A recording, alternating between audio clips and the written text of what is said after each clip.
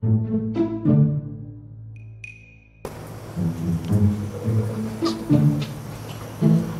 siapa pula lah yang tak tutup air ni?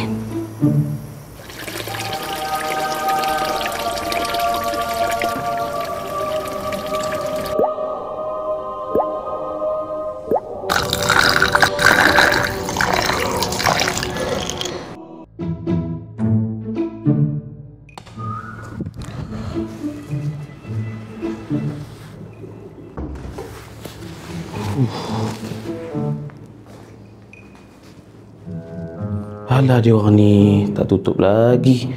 Asyik tutup je kan, masuk semut ke apa ke. Keenakan buah kurma dari Timur Tengah. Kelazatan buah kurma yang tidak ada bandingannya. Buah kurma Safia, Wasim, Safina dan banyak lagi.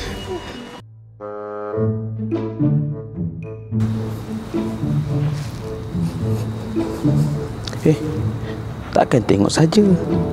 Jomlah kita baca. Tak apalah. Tak boleh macam tu. Menu terbaik Ramadan ni. Jomlah kita makan. Menu terbaik? Ya, makan untuk rohani kita. Oh, ya ke? Okey, jom. Ya Nurul Hilal, aqbil ta'al. شهر رمضان الذي أنزل فيه القرآن هدى للناس وبينات من الهدى والفرقان. Sahabat-sahabat sekalian, jom sama-sama kita rebut peluang untuk jadikan Al-Quran sebagai santapan dan makanan rohani kita pada Ramadan kali ini. Macam tak ada orang ni. Kau mau lebih sikit lah. Kau mau banyak sikit lagi baik.